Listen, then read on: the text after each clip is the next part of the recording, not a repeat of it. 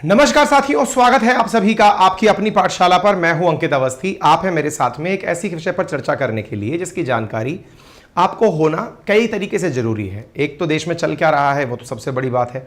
दूसरा, कानूनी रूप से क्लोजर रिपोर्ट क्या होती है, चार्जशीट क्या होती है, एफआईआर के बाद क्या होता है, देश में किस प्रकार से भारत का आईपीसी सीआरपीसी काम करता है, वो सारी बातें आज के इस सेशन के माध्यम से हम समझने का प्रयास करेंगे। जैसा कि आप सभी लोग यहां पर एक खबर देख रहे हैं कि ब्रजभूषण सिंह को एक मामले में मिली क्लीन चिट। अब ये क्लीन चिट के बाद एक्सक्लेमेटरी मार्क क्यों है, क्लीन चिट देता कौन है, क्लीन चिट क्या सही शब्द है या नहीं है, ये सारी बातें आज करेंगे। साथ में एक शब्द यूज किया गया है, दैट इज क्लोजर रिपोर्ट। ये क्लोजर रिपोर्ट क्या होती है वो भी हम समझने का प्रयास करेंगे। लेकिन जिन्हें नहीं पता है ब्रीफ में मामला क्या है, मैं एक बार के लिए आपको बता दूं। अगर आप शायद याद कर रहे हो, ब्रजभूषण सिंह जो कि WFI यानी कि जो रेसलिंग फेडरेशन ऑफ इंडिया है उसके अध्यक्ष हुआ करते थे और इनके खिलाफ पहलवान धरना प्रदर्शन लंबे समय से कर रहे थे। यह मामला हमने कई बार पहले भी कवर किया है आपके सेशंस में, बीच बीच में इसको कवर अपनी पाठशाला पर किया गया है। जहां से यह मामला शुरू हुआ वहां से लेकर के गंगा में पदक बहाए जाने तक का सारा मामला हमने कवर किया है। इसके बाद भी हमने आपको सारी बातें समय समय पर अपडेट कराई हैं और आज के अपडेशन में क्या है वो हम आपको बता रहे हैं। 15 जून की आप यहां पर एक खबर देखते हैं जिसमें लिखा है, Delhi police files closure report seeking cancellation of POCSO case against Brij Bhushan. जब यहां पर क्लोजर रिपोर्ट लिखी गई है और साथ में लिखा गया है seeking cancellation of POCSO case, POCSO case क्या है समझेंगे। और ऐसी स्थिति में ब्रजभूषण के खिलाफ ये पॉक्सो केस हटाने की मांग की गई है, ये क्या है, सारी बातों को समझने का प्रयास करेंगे। ब्रजभूषण सिंह के मॉलेस्टेशन और स्टॉकिंग वाला मामला क्या है, इसको भी हम समझने का आज के सेशन के अंदर प्रयास करेंगे। ठीक है, चलिए तो सारी बातों को समझे, लेकिन उससे पहले आपको कुछ बेसिक बातें याद दिला दें। और वो बेसिक बातें क्या हैं, जैसे सबसे पहला मामला है कि ये हमारे घर में थोड़ा क्या है ठक ठक का काम चल रहा है, उसकी भी अपडेट दे देते हैं।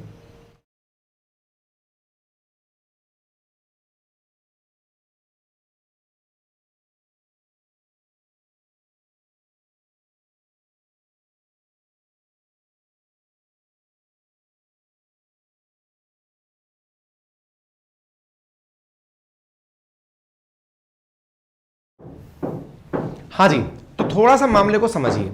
जब भी पुलिस में आप कोई कंप्लेंट करने जाते हैं, देखिए जो रेसलर्स वाला मामला रहा इसमें क्या रहा, महिला पहलवानों के द्वारा मांग की गई थी कि वो WFI के अध्यक्ष के खिलाफ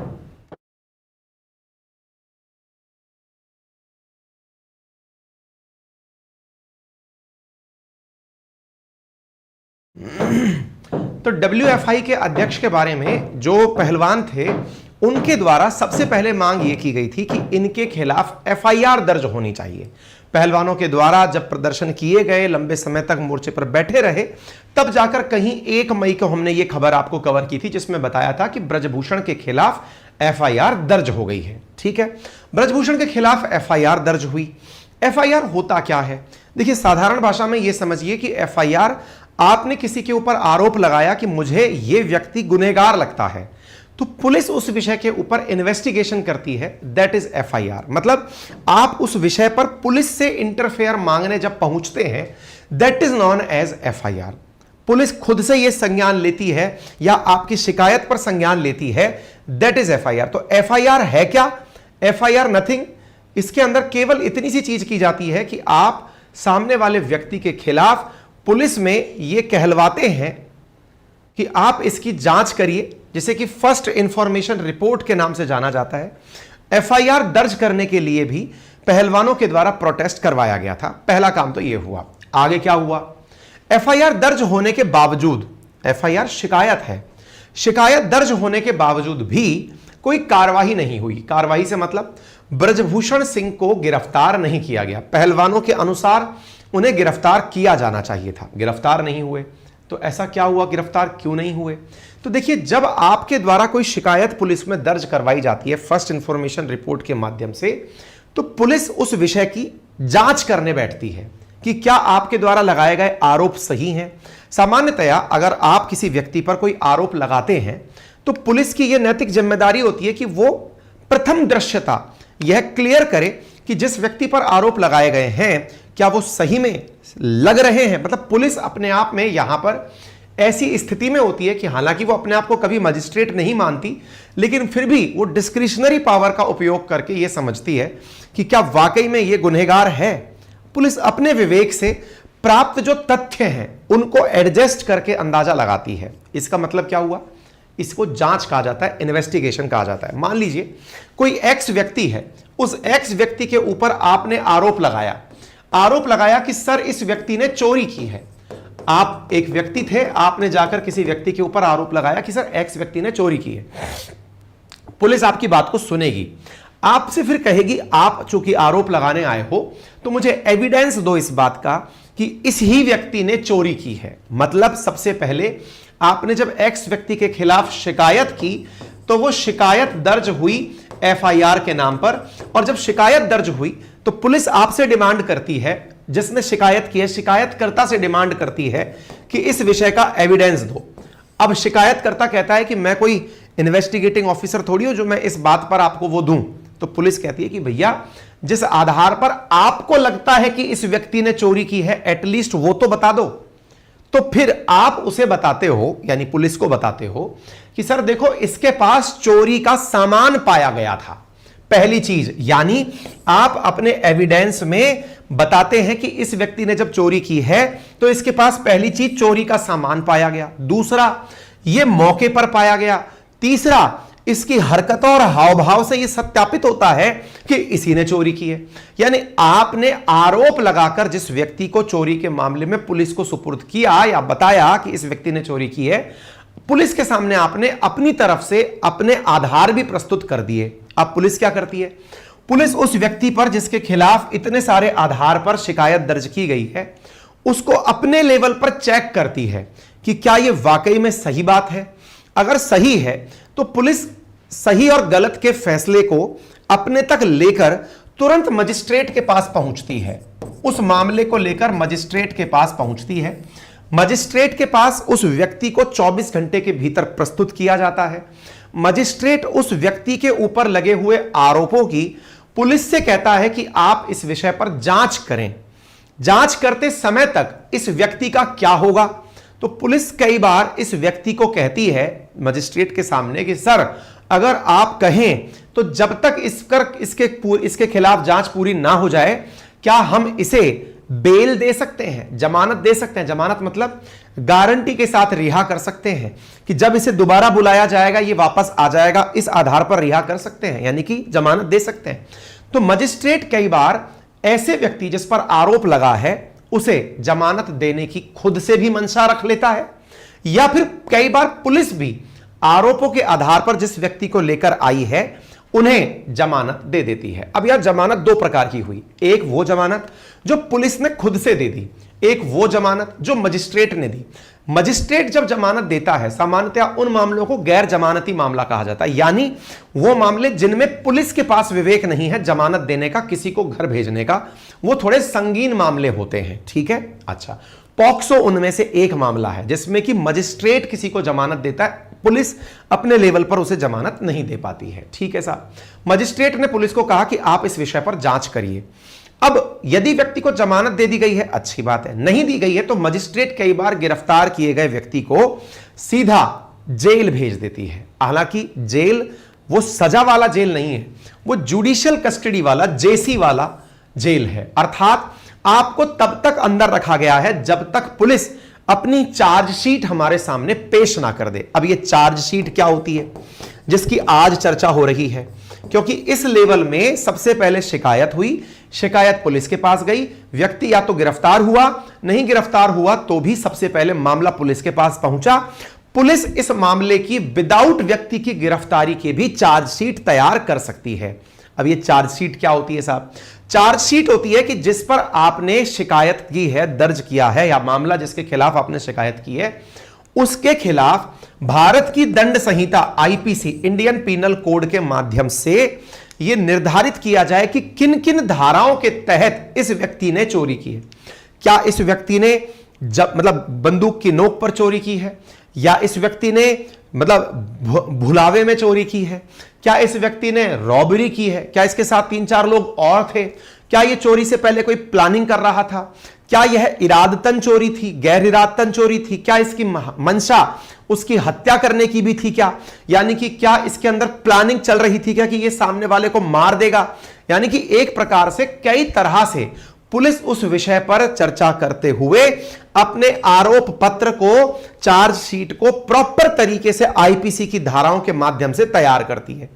और आईपीसी की धाराओं के माध्यम से तैयार की गई जो चार्जशीट है वही जज साहब के सामने प्रस्तुत की जाती है।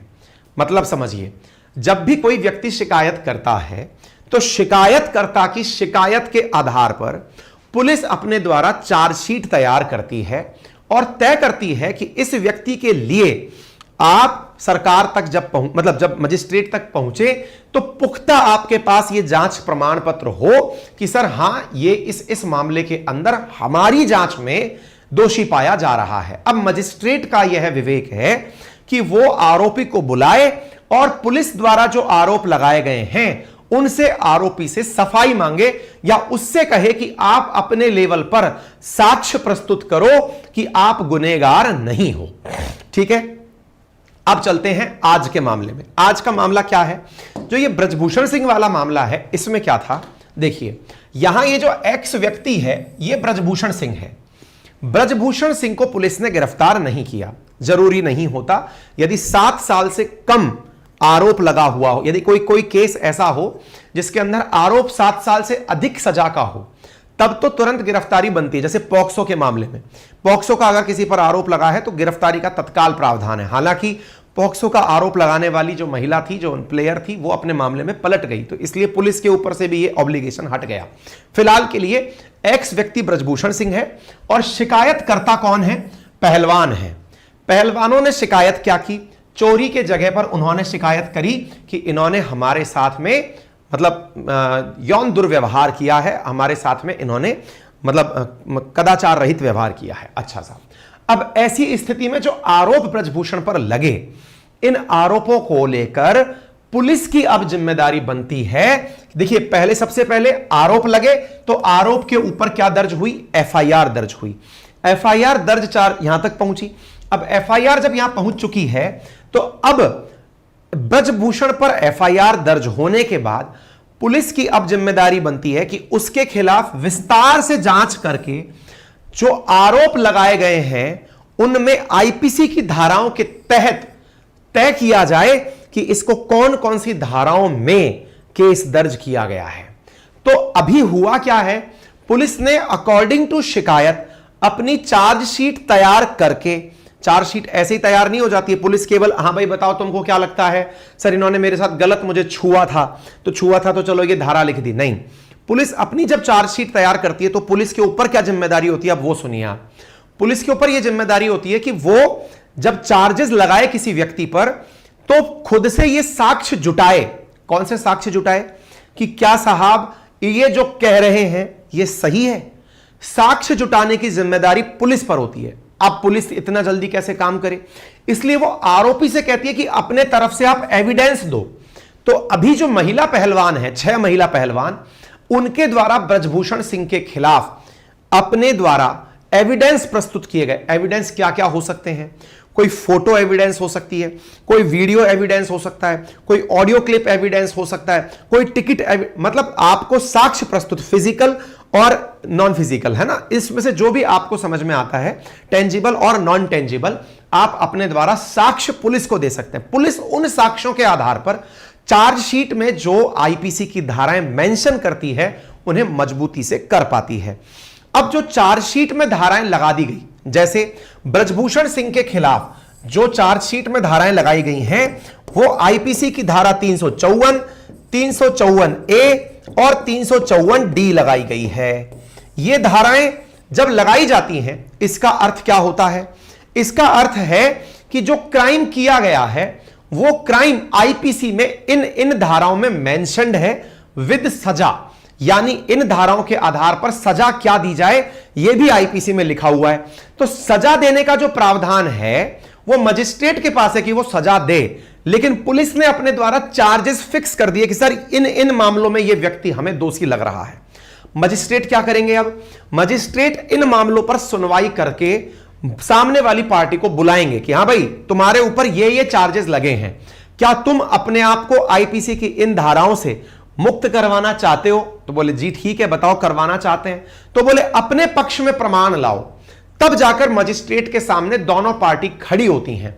पुलिस की तरफ से सरकारी वकील खड़ा होता है और वो जो व्यक्ति है, वो जो जिसके ऊपर शिकायत, जो जिसके ऊपर आरोप लगा है, उसकी तरफ से प्राइवेट वकील खड़ा होता है। हालांकि उसके पास भी अगर वकील ना हो तो सरकार उसे भी वकील मुहैया कराती है, यह हमारे न्याय का अधिकार है। ठीक है, अच्छा, तो ऐसी स्थिति में वकील फिर अपनी तरफ से जिरह करते हैं मजिस्ट्रेट के सामने।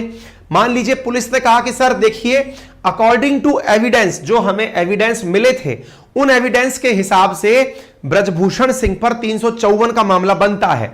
तो जो उनकी तरफ से, यानी कि जो आरोपी हैं, उनकी तरफ से जो वकील आएगा वो बोलेगा कि नहीं सर, ये हमारे हिसाब से ये साक्ष्य गलत है, ये साक्ष्य के इसके एविडेंस में हमारे पास रिवर्स एविडेंस ये है। इस प्रकार से जाकर के आईपीसी के मामले में मजिस्ट्रेट के सामने जिरह होती है। मजिस्ट्रेट जब जिरह कर लेता है तब इन चार्जेस के आधार पर फाइनल सजा सुनाता है। तो अब सवाल बनता है, इसको सजा मिली कि नहीं मिली ब्रजभूषण को? तो अकॉर्डिंग टू ये धाराएं जो मैंने लिखी हैं, इनके हिसाब से 5 साल तक की सजा का प्रावधान है ब्रजभूषण सिंह के खिलाफ, जो पुलिस ने चार्जशीट दायर की है। लेकिन सजा पुलिस नहीं दे सकती, देता कौन है? मजिस्ट्रेट। इसलिए अब इन मामलों पर सुनवाई के बाद में फैसले होंगे। तो आज क्या सुन रहे हैं हम? आज हम ये सुन रहे हैं कि पुलिस ने अपनी चार्जशीट दायर कर दी है। नंबर 1, चार्जशीट में एक और जो चीज दायर की गई है वो है क्लोजर रिपोर्ट। किस मामले में? तो आपको मालूम होगा ब्रजभूषण सिंह के खिलाफ 2 एफआईआर दर्ज हुई थी, एक 6 पहलवानों वाली और एक नाबालिग पहलवान वाली। तो जो 6 पहलवान वाली मामला था ना, उसमें तो यह मामला पूरी तरह से धाराओं के साथ चला गया मजिस्ट्रेट के सामने, ठीक है। लेकिन जो दूसरा मामला था जिसमें नाबालिग पहलवान के द्वारा आरोप लगाए गए थे, उस मामले में नाबालिग पहलवान ने अपने आरोप वापस ले लिए। यानी शिकायतकर्ता ने अपनी शिकायत वापस ले ली कि सर मेरे को कोई शिकायत नहीं है, मेरी नजर में मैं गलत समझ गया था, मैंने खुद ने मान लिया कि इस व्यक्ति ने यह गलत काम नहीं किया था। ऐसी स्थिति में जब पुलिस के पास शिकायत ही नहीं है, लेकिन पुलिस के पास तो एफआईआर आ चुकी है, एफआईआर आ चुकी है, इसका मतलब पुलिस के पास जांच करने के लिए अधिकृत पुलिस को किया जा चुका है, पुलिस खुद से एफआईआर रद्द कर नहीं सकती। ऐसी स्थिति में मजिस्ट्रेट के सामने पुलिस प्रस्तुत होकर कह रही है कि साहब हमने एक मामले में, जो 2 एफआईआर थी उनमें से एक मामले में तो चार्जशीट दायर कर दी विद साक्ष्य, विद प्रमाण, लेकिन जो दूसरा मामला था उसमें चूंकि गवाही पलट गया, जो शिकायत करता था वही पलट गया, तो वो मामला बचा नहीं। ऐसी स्थिति में उस मामले को बंद कर दिया जाए। बंद करने की घटना को क्लोजर कहते हैं। क्लोज करना, क्लोजर करना, यानी जिस पर आरोप लगाए गए थे वो वापस ले लिए जाए। तो 2 एफआईआर में से एक के अकॉर्डिंग शिकायत और दूसरे के अकॉर्डिंग वापसी हो गई, यानी कि दूसरे के अंदर जिसमें पॉक्सो का आरोप लगा था वो वापसी हो गई। ये बात उम्मीद है आपको थोड़ी बहुत बेसिक लेवल पर समझ में आ गई। अब मैं इन घटनाओं को सिलसिलेवार अखबार के माध्यम से, कटिंग्स के माध्यम से समझाने का आपके सामने प्रयास करता हूं, ठीक है। तो देखो, सबसे पहली जब 6 पहलवानों के सामने जब झुकी थी सरकार, उस समय का मामला है। पहली एफआईआर यहां हुई थी और दूसरी एफआईआर इस समय जब गंगा में पहलवान पदक बहाने गए थे, उस समय के नाबालिग पहलवान के द्वारा भी शिकायत की गई थी। 2 एफआईआर इस मामले में हुई थी। दिल्ली पुलिस ने क्लोजर रिपोर्ट फाइल की है। उम्मीद है आपको यह समझ में आ गई हो किस मामले में की है, तो पॉक्सो वाले मामले में, जिसमें की दूसरी एफआईआर हुई थी उसके अंदर, ठीक है। बाकी एक चार्जशीट जो है वो दायर कर दी गई है ब्रजभूषण के खिलाफ, ठीक है ना। अच्छा, तो 6 महिला पहलवानों की शिकायत के मामले में 354, 354 ए और 354 डे के तहत मामला पहुंचाया गया है। अब सवाल बनता है 354 में कहा क्या गया है? तो 354 में कहा गया है, अगर किसी महिला की मर्यादा या सम्मान को नुकसान पहुंचाने के इरादे से उस पर हमला या आपराधिक बल का प्रयोग किया गया हो या गलत मंशा के साथ जोर जबरदस्ती की गई हो, तो उसका सजा क्या है? इस धारा के तहत आरोपी पर दोष सिद्ध हो जाने पर उसे कम से कम 1 साल की और अधिकतम 5 साल की सैज अथवा जुर्माना दोनों दिए जा सकते हैं। उम्मीद है आपको पहली बात यह समझ में आ रही हो। दूसरी बात, आईपीसी की धारा 354 ए क्या कहता है?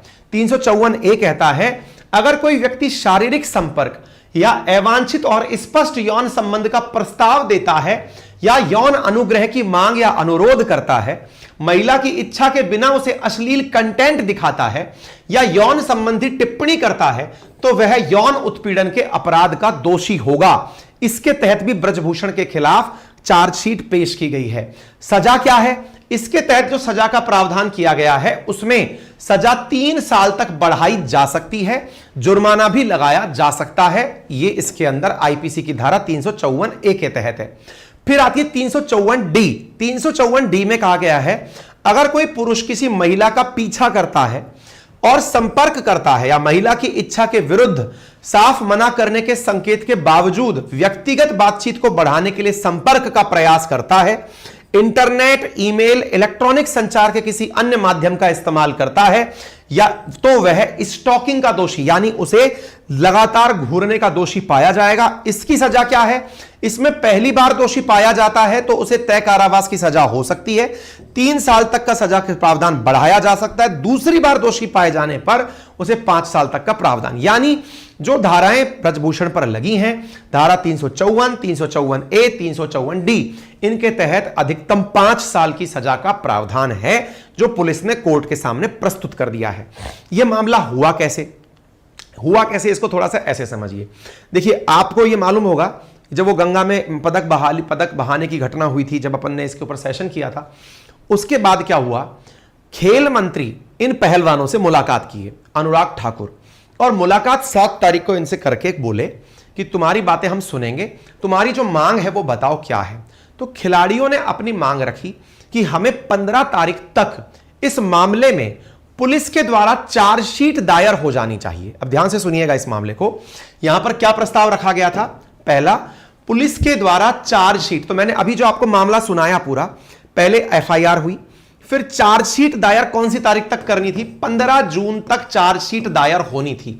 यह अनुराग ठाकुर जी से जब इन्होंने 7 जून को खिलाड़ियों ने बातचीत की, उसके बाद यह डेट डिसाइड हुई कि 15 जून तक इनके खिलाफ चार्जशीट दायर हो जानी चाहिए। साथियों, 15 जून को पुलिस ने कोर्ट के सामने चार्जशीट पेश कर दी, अर्थात खेल मंत्री से जो बातचीत हुई उसके आधार पर पहलवान अपनी नौकरियों पर वापस लौट गए और उन्होंने जो डिमांड की थी उसके अकॉर्डिंग पुलिस ने चार्जशीट 15 तारीख तक सबमिट कर दी। उस चार्जशीट में उनके खिलाफ 3 मामलों के अंदर, मतलब 3 धाराओं के तहत मामला दर्ज करा दिया गया। नंबर 1 बात, खिलाड़ियों ने और क्या मांग की थी?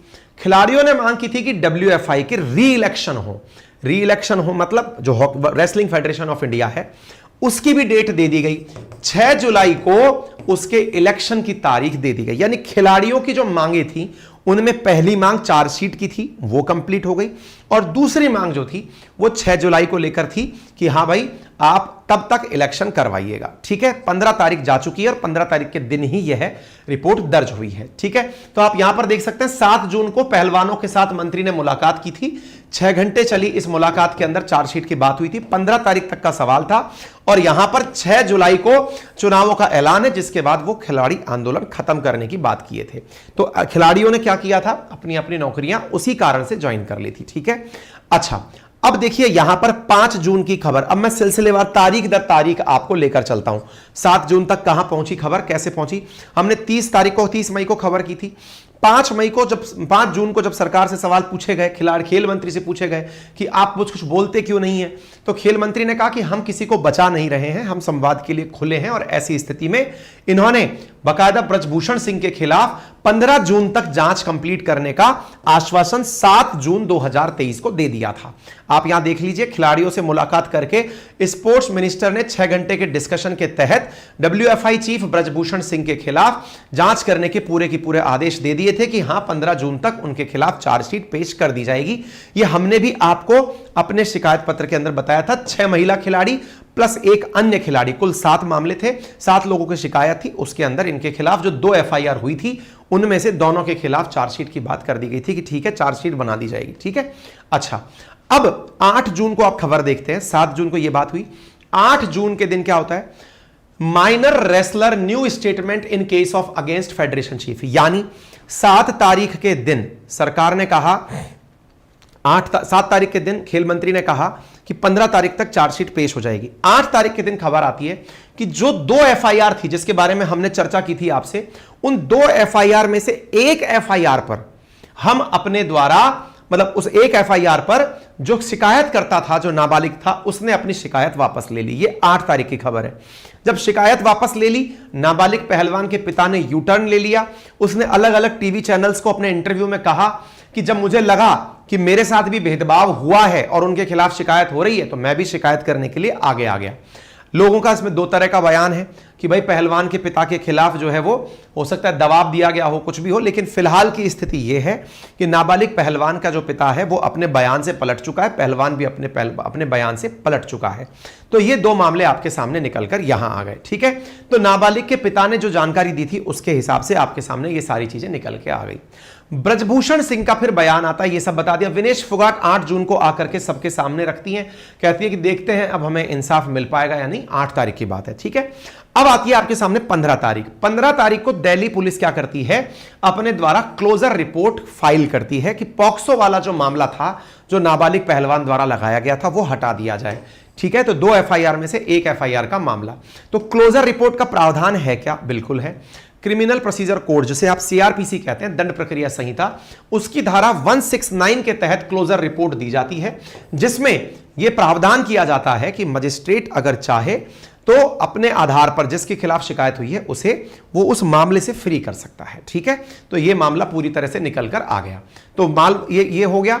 इसके बाद में दूसरा जो मामला बचा वो बाकी खिलाड़ियों से संबंधित था, जिसमें 1000 पन्नों की चार्जशीट पेश की गई। अच्छा, अब एक चीज आपके दिमाग में और बनेगी कि मंत्री के दबाव में पुलिस ने 7 दिन में ही जांच कैसे कंप्लीट कर ली, जहां तो एक बार पुलिस एफआईआर दर्ज करने को ही तैयार नहीं थी। ये मामला भी बहुत बड़ा मामला है जो उठेगा दिमाग में।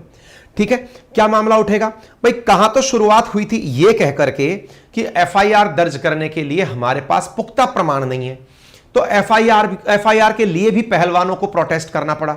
और अब आपके सामने बात यह आती है कि मंत्री जी ने 7 तारीख को कहा कि केस दर्ज करो, 15 तारीख तक पुलिस चार्जशीट बना के भी दायर कर देती है, थोड़ी बहुत नहीं 1000 पन्ने की दायर कर देती है।